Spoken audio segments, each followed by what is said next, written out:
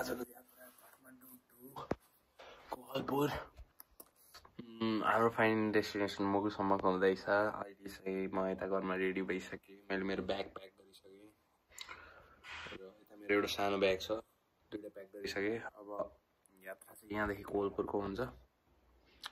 आज नाइट जाँदैछु म चाहिँ।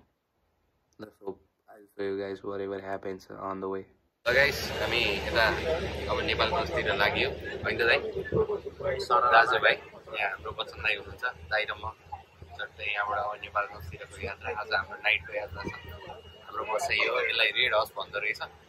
गाडी नम्बर 0880 रमाइलो छ, यस कम्फर्ट छ सिट चाहिँ। अब दाइ र म आनन्दले जान्छौँ, सुतेर जाने हो। बिचमा कतै रोकिन्छ, रोकिएला यसो निस्किन्छ होइन, रमाइलो गर्दै गर्दै गइन्छ। दाजुभाइ झट्ट भोलि हाम्रो अर्को दाजु भेट्दै हुनुहुन्छ, हामीलाई उहाँ कोहलपुरमा भेट्नुहुन्छ होइन त दाजु? कोहलपुरमा भेट्नुहुन्छ। हामी वार्ड नम्बर 3 तिर गइन्छ। अनि त्यही हो, अब रमाइलो छ। यहाँ एसी चलेको भएर हामी साह्रो चिसै छ भित्र चाहिँ। अब हाम्रो अन्तिम यात्रा भनेको मुगुसम्म हो। अब स्टे ट्युन टु ब्लग।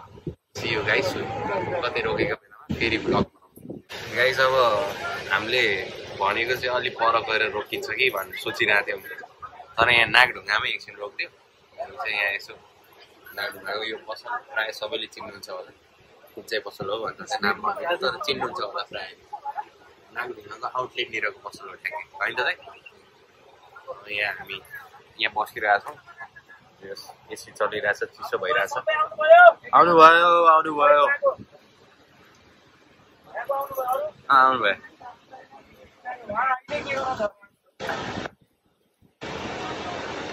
ल गाइस, हाम्रो खाना यही हो होइन। हामी अहिले कुरिन्टार है त दाइ?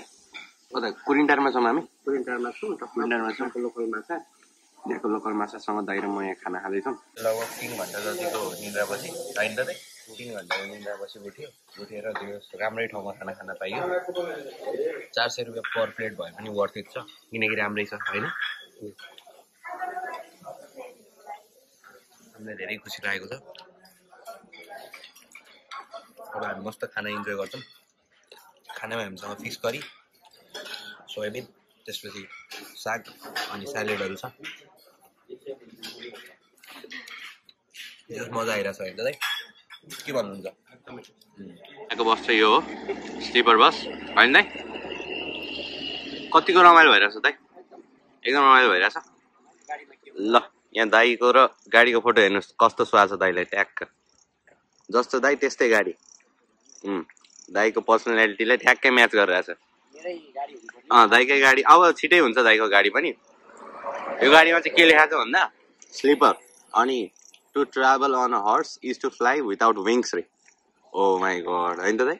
कोर्स त फेरि खत्रै लेखेको छ है। भित्र फेरि हर्स जस्तो भने त्यस्तो फ्री बस्न पाइएको छैन, त्यही पनि ठिकै छ, वर्थ इट नै छ भनौँ। तर पैसा तिरे अनुसार वर्थ छैन, त्यही पनि ठिक छ। ल है साथी हो, गुड मर्निङ। हामीले त बिर्सेछौँ होइन, भुसुक्कै भइएछ निदाएर। अहिले भर्खर आयो अनि यहाँ होटेलमा रुम लिएछौँ। उता पल्लोपट्टि हिजो गाडीमा ल गाडी सुताउ डाइट भनेर सुतेको मान्छे अहिले होटलमा आएर थियो है, उठियो ल, तर केही छैन, धन्न उठ्यो। साह्रै निदाए जस्तो थाहै नपाइरहेछ है दाइ। अब हाम्रो यहाँ बिचको बेड चाहिँ हामीले अर्को एउटा दाइले छोडिदिएको। यहाँ जुन भए पनि एउटा हामीले एउटा दाइलाई छोडिन्छ, छानी बस्ने हो। यो चाहिँ मैले छानिसकेको छु, यता अर्को दाइले छान्दै हुनुहुन्छ। अनि यहाँ चट्ट हामी यहाँ सुतिन्छ आज र भोलिलाई, त्यसरी पर्सितिर लागिन्छ होला अर्को ठाउँमा। ल स्टे ट्युन्ड गाइस। अब यसो खाजासाजा खानु पर्यो चट्ट है। हजुर गाइस, म चाहिँ निदाए एकछिन है।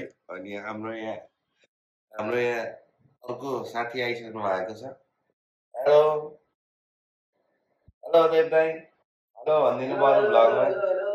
हामी उहाँदेखि भ्लग बनाउँदै आइरहेको छौँ होइन। दाइ चाहिँ भर्खर आइपुग्नु भएको छ। हामीले यहाँ बिचको बिस्तारा छोडिदिएको थियौँ अघि, दाइकै लागि छोडिदिए हो। अनि म चाहिँ यहाँ सुत्दैछु, बच्चन दाइ हो उता कुनामा हुनुहुन्छ। बिचमा चाहिँ अब किन नछोडिदिन्छ दाइलाई भनेर छोडिदिएको हामीले होइन त बच्चन दाइ? जे होस्, साह्रै थङ्गे नाइटमा आएको कस्तो कस्तो भयो अनि त्यही भएर सुत्देको अब चाहिँ कता लगाइन्छ कुनै थाहा छैन कता लगायो लाग्गेला भन्छु नि